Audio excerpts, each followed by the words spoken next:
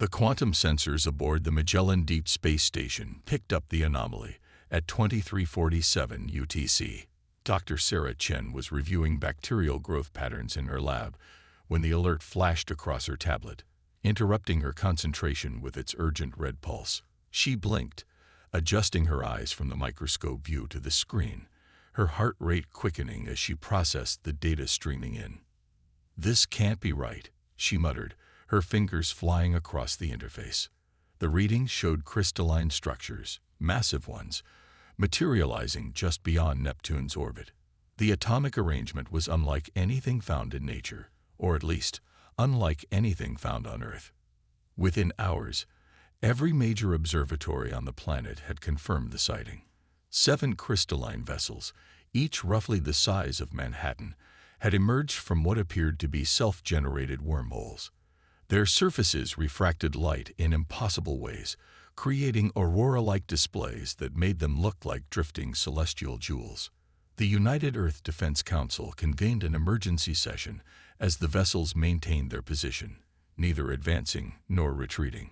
Sarah found herself suddenly thrust into the spotlight as one of humanity's leading experts in xenobiology, even though until now her work had been purely theoretical. "Dr. Chen, what are we looking at?" Admiral Hayes asked, his weathered face filling one of the dozen screens in the emergency briefing room. Sarah stood before the global assembly, both physical and virtual, trying to keep her voice steady. "The vessels appear to be composed of living crystal," she explained, projecting the latest scans. "They're maintaining a perfect lattice structure that should be impossible under normal physics. More importantly, they're generating their own gravitational field, which suggests technological capabilities far beyond our own. Are they a threat?" The question came from General Zhang, her image pixelating slightly with the poor connection from Beijing. Sarah hesitated, studying the latest data scrolling across her tablet. "They haven't made any aggressive moves, but their position is strategic. They've effectively blocked our fastest route out of the solar system." The crystalline ships had remained stationary for 3 days when they finally initiated contact. The message came simultaneously to every communications device on Earth, bypassing all encryption and security measures as if they didn't exist. The words appeared in perfect local language translations. "We are the Prisma. We bring enlightenment." What followed was a data packet containing schematics for technology that seemed like magic. Clean energy systems, medical breakthroughs, faster-than-light travel theories. The global markets soared. People celebrated in the streets. First contact had come, and it had brought gifts. Sarah didn't join the celebrations. Something about the perfect crystal structures kept nagging at her. She spent countless hours in her lab, analyzing the small sample of crystalline material the Prisma had provided as a gesture of goodwill. Under her electron microscope, the crystal wasn't just growing, it was adapting. "Run the atmospheric composition test again," she instructed her AI assistant. The results made her blood run cold. The crystal wasn't just a sample, it was a seed, and it was already changing the air around it, molecule by molecule. She found Dr. James Martinez, her colleague in atmospheric sciences, poring over global weather data. "James, I need you to look at something." She transferred her findings to his station. His eyes widened as he processed the implications. "This is happening everywhere the samples were distributed," he confirmed, pulling up a global map dotted with subtle atmospheric anomalies. "The changes are microscopic, but they're accelerating. At this rate, they'll terraform our atmosphere within a year," Sarah finished. "The Prisma aren't sharing technology.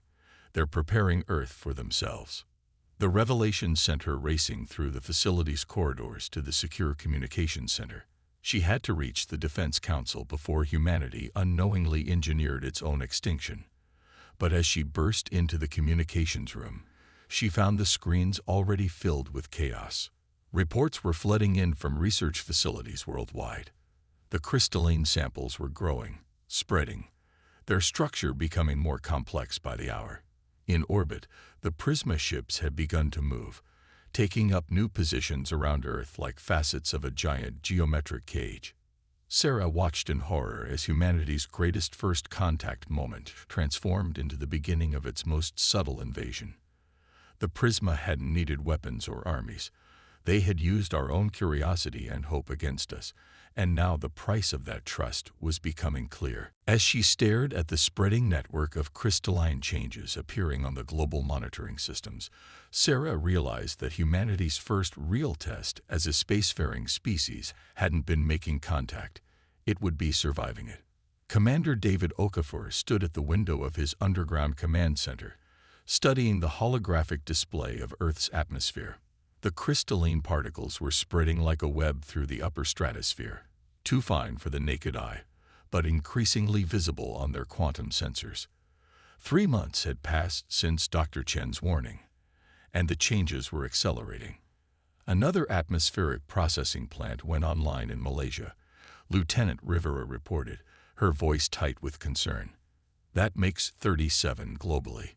The public still thinks they're clean energy facilities. David watched the new signature appear on the map, another point of light in the growing constellation of Prisma technology. The alien crystals had integrated seamlessly with Earth's existing infrastructure, promising unlimited clean energy and environmental restoration. By the time they understood the true cost, it would be too late. "What's the latest from Dr. Chen's team?" he asked, turning from the display.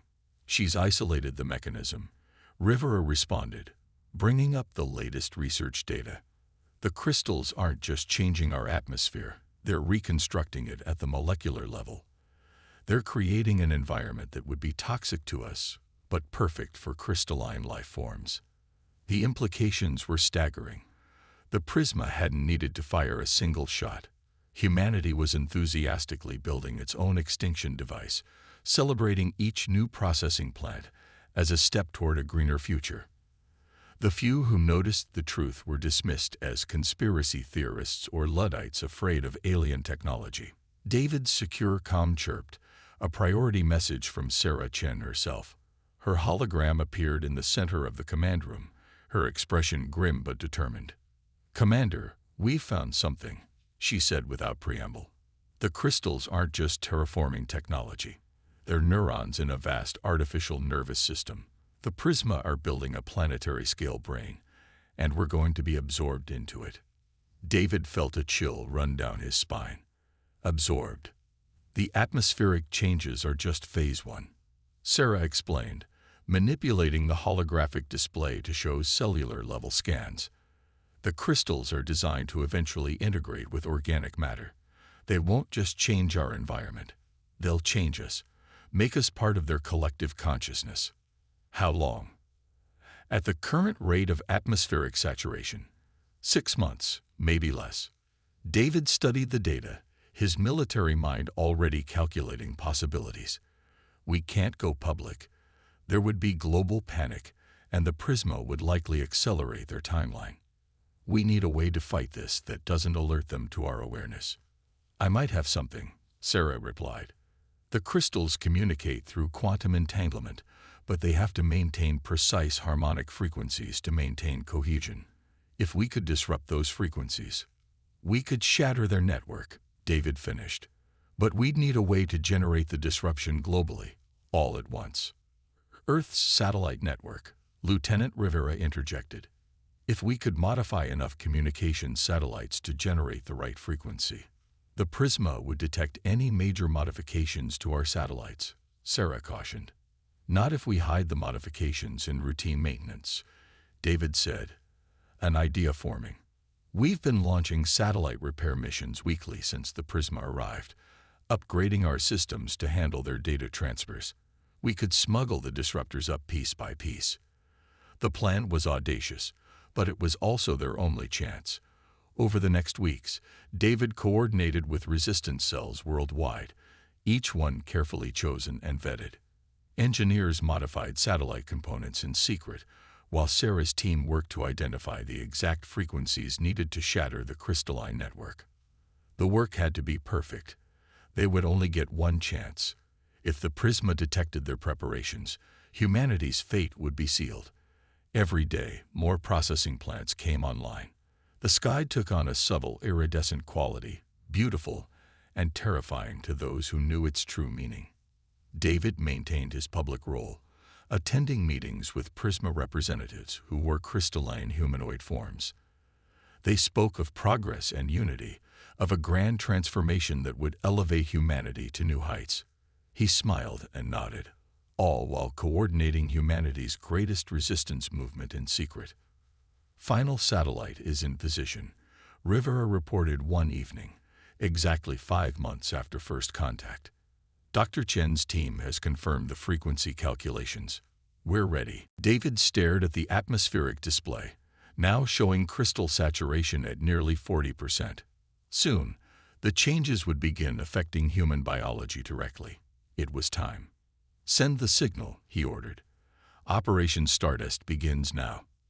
As the command was relayed to resistance cells worldwide, David watched the holographic display and silently prayed they hadn't waited too long to strike back. Operation Stardust began in darkness, coordinated across time zones to strike during the local night. In secret bunkers and hidden facilities around the globe, resistance members initiated their modified satellite uplinks, each one a small part of humanity's desperate gambit for survival. Sarah Chen watched tensely as her quantum interference monitors came online. From her underground laboratory, she could track the progression of their attack through the crystalline network that now permeated Earth's atmosphere. The first disruption waves were invisible to the naked eye, but blazed like digital wildfires across her screens. Quantum frequency generators at 15% and climbing, her assistant reported.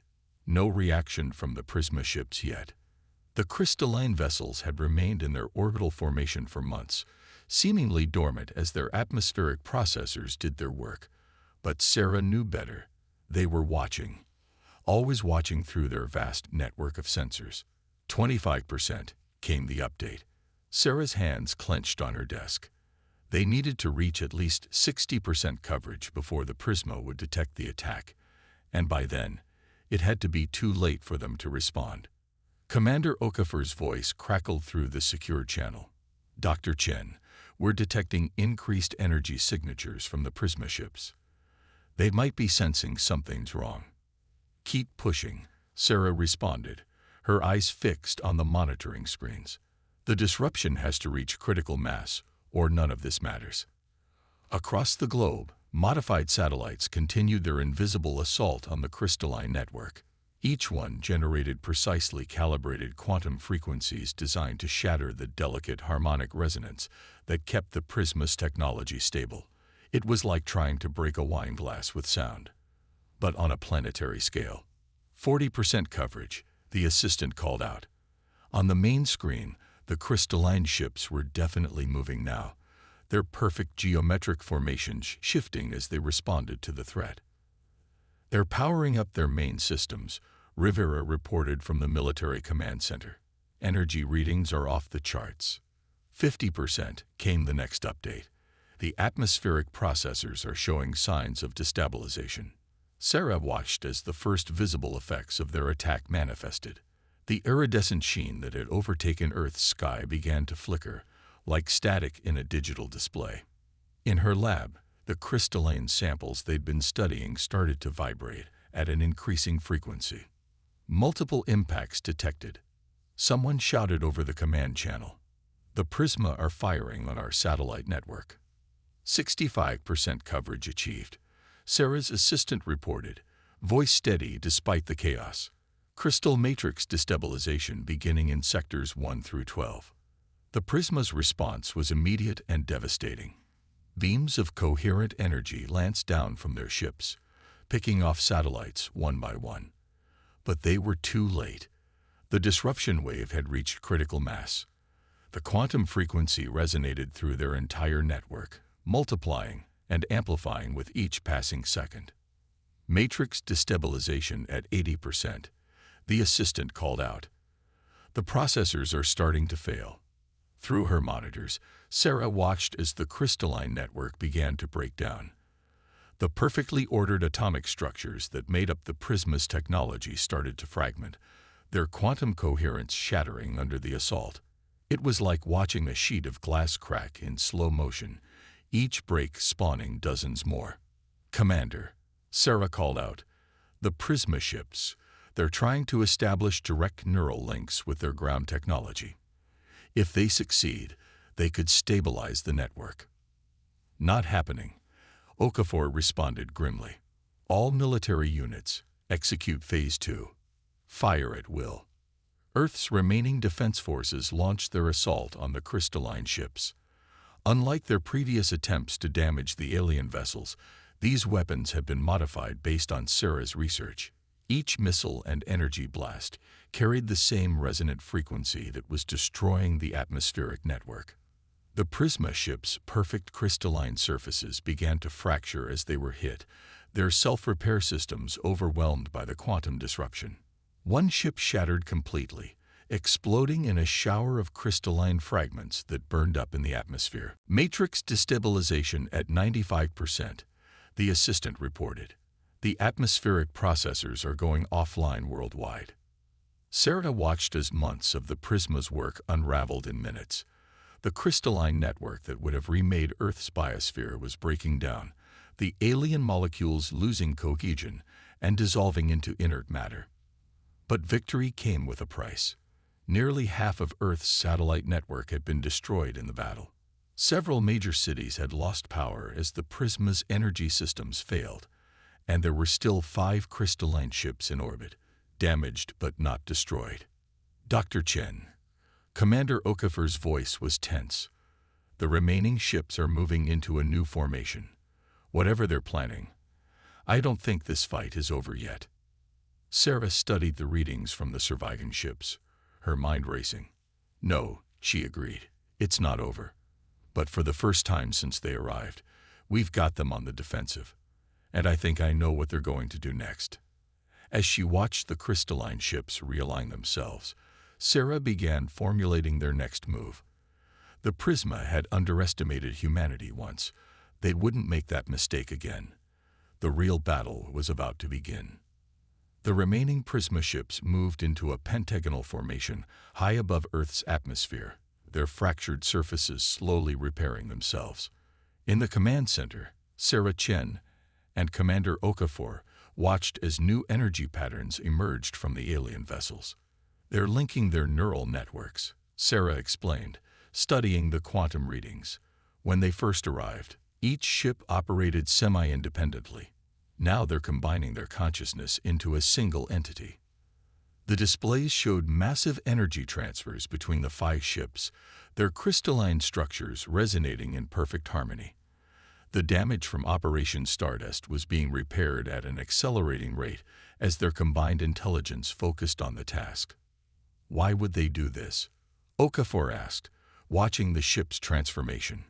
"Combining their ships makes them more vulnerable, not less." Sarah's eyes widened as she processed the incoming data. "Because they're not trying to repair their ships, they're building something. Look at the energy pattern." The 5 Prisma vessels had begun to generate a complex geometric field between them. Within this space, crystalline structures were forming, growing at impossible speeds. It was like watching a crystal garden bloom in fast motion, but on a massive scale. "They're creating some kind of amplification array," Sarah realized. "If they complete that structure, they could restart their atmospheric transformation process in hours instead of months." Lieutenant Rivera burst into the command center, her tablet displaying urgent readings. "Sir, we're detecting quantum signal spikes worldwide. Every piece of remaining Prismatech is reactivating, even the fragments we thought were inert." The holographic display showed points of light appearing across the globe, each representing a piece of crystalline technology responding to the Prisma's call. The aliens weren't just trying to restart their plan. They were adapting it, learning from their defeat. "We need to stop them before that array is complete," Okafor stated. "Options." Sarah studied the energy patterns, her mind racing. The Prisma's new formation had made them stronger, but something about it nagged at her scientific instincts.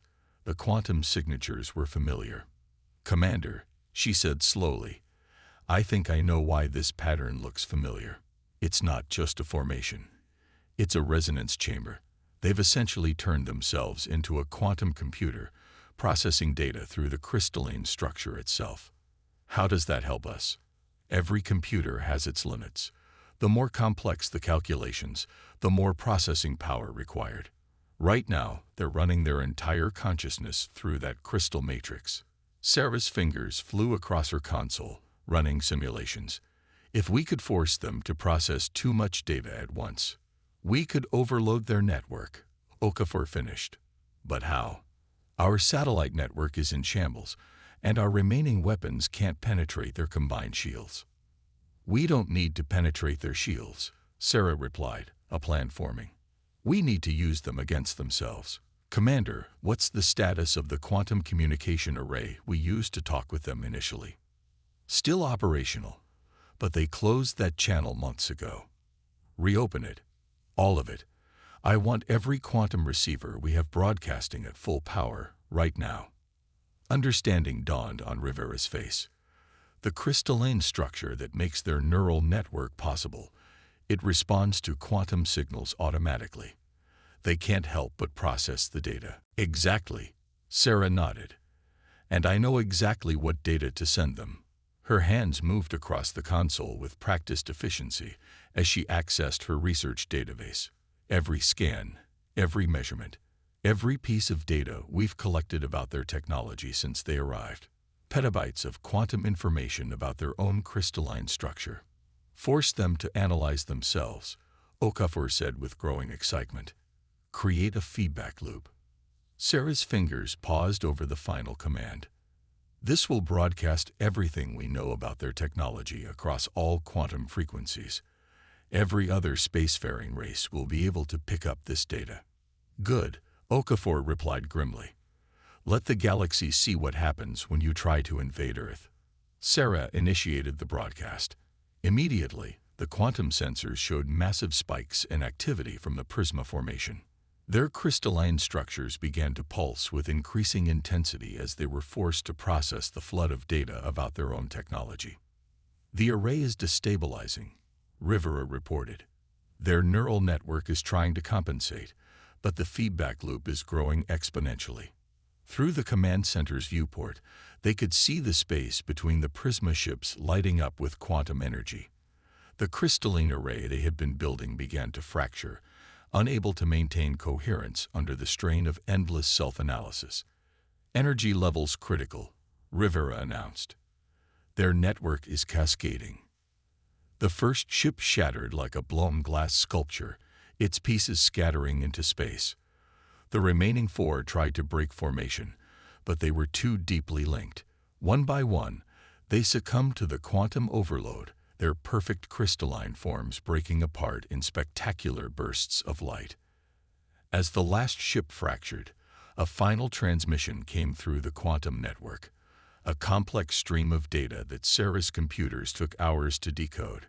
When they finally translated it, the message was simple. You were meant to be absorbed. Instead, you have evolved. The test is complete. Sarah and Okafor exchanged confused looks. Test? He asked. What test? Before Sarah could respond, new alerts began flashing across their screens. Something was happening to the fragments of crystalline technology scattered across Earth's surface. They were changing, restructuring themselves at the atomic level. The true nature of humanity's victory and the Prisma's ultimate purpose was about to reveal itself. The crystalline fragments left behind by the Prisma began to reconfigure themselves across Earth's surface, but not in the way anyone expected. Instead of attempting to continue their atmospheric transformation, they were forming into something entirely new, knowledge crystals, each one containing vast archives of technological and scientific information. Dr. Sarah Chen stood in her lab, holding one of the transformed crystals. Under her quantum microscope, she could see layers upon layers of encoded data, all of it freely accessible. The Prisma hadn't left behind weapons or tools of conquest. They had left a library. It's all here, she told Commander Okafor, her voice filled with wonder. Faster than light travel, clean energy, medical breakthroughs. but not as gifts this time. As knowledge we've earned the right to understand. By beating them at their own game, Okafor mused, studying the global reports on his tablet. Similar crystals had appeared at every site where Prisma technology had been present. But why? Why put us through all of this? The answer came 3 days later, as Sarah's team finished decoding the central archive crystal found at the main research facility. The holographic message that emerged showed a crystalline being, its form shifting between different geometric patterns as it spoke. To the people of Earth, the message began, "You have completed the trial of ascension." For 1,000,000 years, the Prisma have served as guardians and testers of emerging civilizations. Those who survive our challenge prove themselves ready for membership in the galactic community. Sarah and Okafor exchanged looks as the message continued. Your species showed not only the technical capability to defeat our invasion, but the wisdom to do so without destroying yourselves in the process. More importantly, you demonstrated the ability to unite globally against an existential threat while maintaining your humanity. The hologram shifted, showing maps of the galaxy with dozens of points of light. These are the civilizations that have passed our trial. Each found their own way to defeat us, and each emerged stronger for the experience. You are now ready to join them. The knowledge we leave behind is not a gift. It is your earned inheritance. The crystalline technology you now possess will help you understand it, but the choices of how to use it remain yours. Your victory was not in defeating us, but in proving yourselves worthy of the power you will now wield. As the message concluded, new data began streaming through Earth's quantum networks. The Prisma's final gift was a comprehensive map of galactic civilization, including contact protocols for dozens of spacefaring races who had passed similar trials. They weren't invaders, Sarah realized. They were teachers, the harshest kind of teachers, but maybe the ones we needed. Over the following months, humanity began the process of rebuilding and advancing. The knowledge contained in the crystals accelerated Earth's technological development by centuries, but with a crucial difference from the Prisma's initial approach. This time, humans understood the principles behind the technology they were implementing. 1 year after the Prisma's departure, humanity launched its first faster-than-light vessel, the UES Unity. Sarah Chen stood on the bridge beside Commander Okafor, now Admiral Okafor, as they prepared for their first journey to meet other civilizations that had passed the trial. First contact protocols are established. Lieutenant Rivera reported from her new position as head of communications. We're receiving welcome messages from 3 different species already.